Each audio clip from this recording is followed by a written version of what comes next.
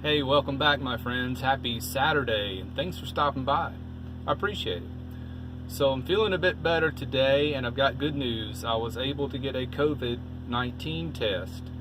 So, I remembered my health insurance sent me an email back during the initial outbreak stating that anything to deal with COVID would be fully covered.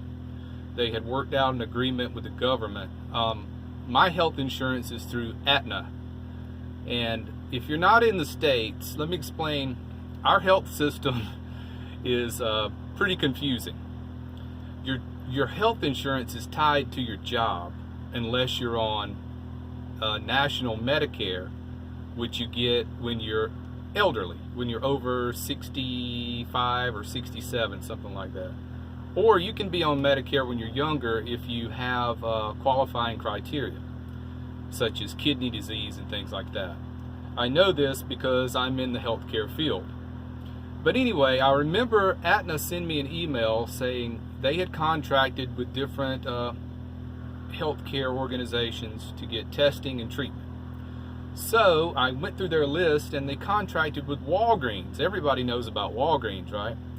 So I contacted Walgreens, and every place they had in the city was booked up. No appointments for about a week or two.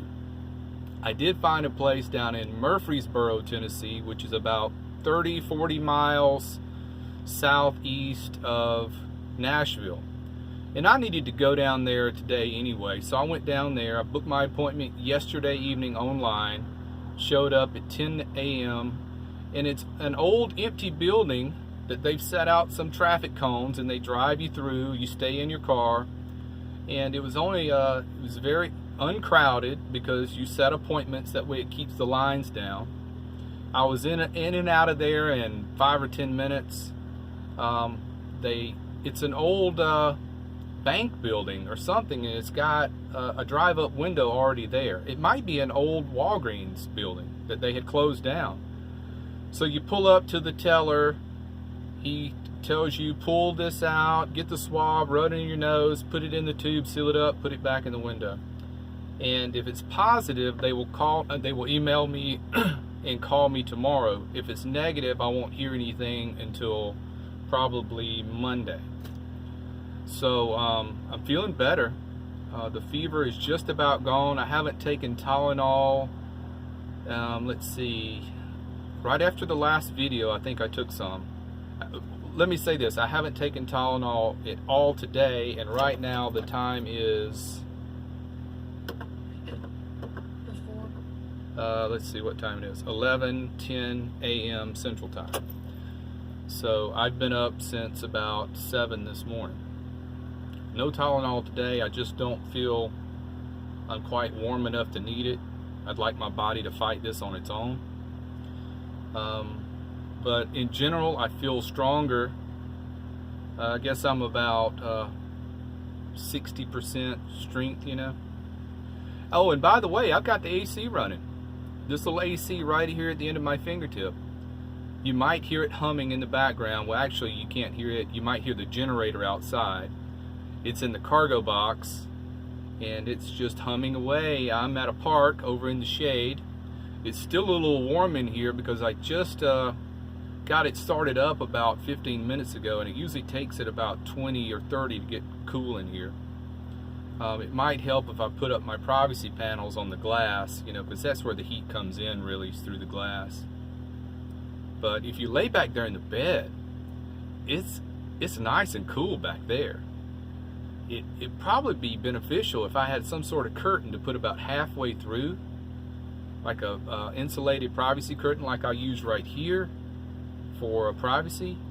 If I could put it closer to the bed, if I could get a little track up here or something to put it on, and just cooling half the van, where, you know, because all the windows are up here in the front, and it's a little hard to get this part cool, but back there in the bed feels great. I'm a little fatigued still.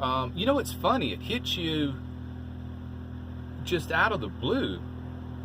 You'll be feeling well, and then all of a sudden you get so tired you feel like you could just lay down in the floor immediately and go to sleep. That's how strong and how quickly it hits you. But I'm hoping this is negative, because if it's negative, I can send that report to work on Monday and I can return to work immediately. That way I only had to take 1 day so far of vacation time. Back to our health insurance system here in the States. Our work system here in the States is a little confusing too. Some companies divide up your time off. The company I work for calls everything PTO, paid time off. They don't care if it's sick time, they don't care if it's vacation time, they don't care. You get a certain amount of hours every month, and you try to build that up till you get like a week worth built up, and then you take off and do your vacation or whatever. Now I understand in Europe they have like almost a month of vacation every year. Not here.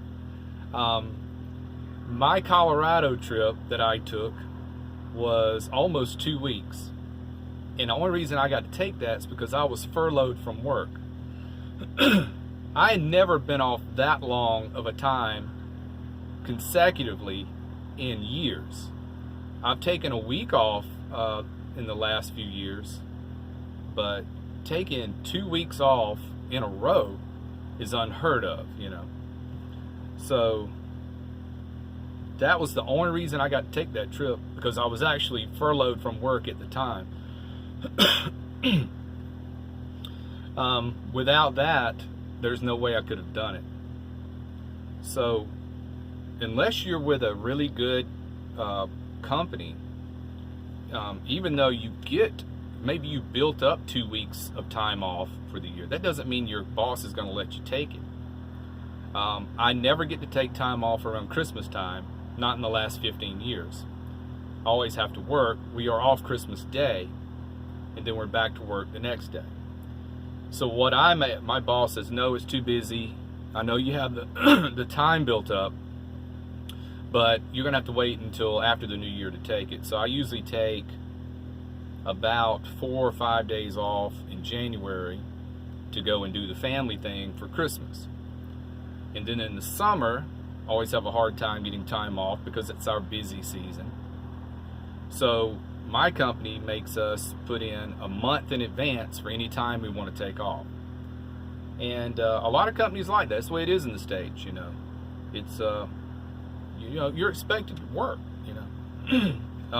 I don't particularly like it. I think if you have the time to take, you should be able to take it when you want to take it.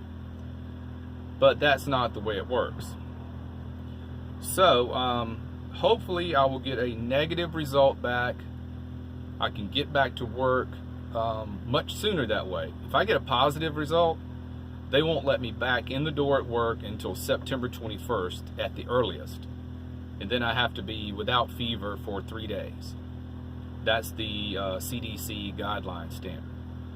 So I'm just trying to avoid taking all my paid time off for this, you know. But if it's positive, then of course I got to stay out. I got to stay away from everybody, because that's the right thing to do. You need to self-quarantine. So I'll just be hanging out in the van by myself for 10 to 14 days, I think, is the going rate now. So keep your fingers crossed for me, guys. Since I'm feeling better and not much fever at all to speak of now, either my body has responded quickly and I've knocked this thing out in 3 or 4 days, or it wasn't COVID to begin with. So hopefully I will get a negative result. This was just some sort of little flu bug going around.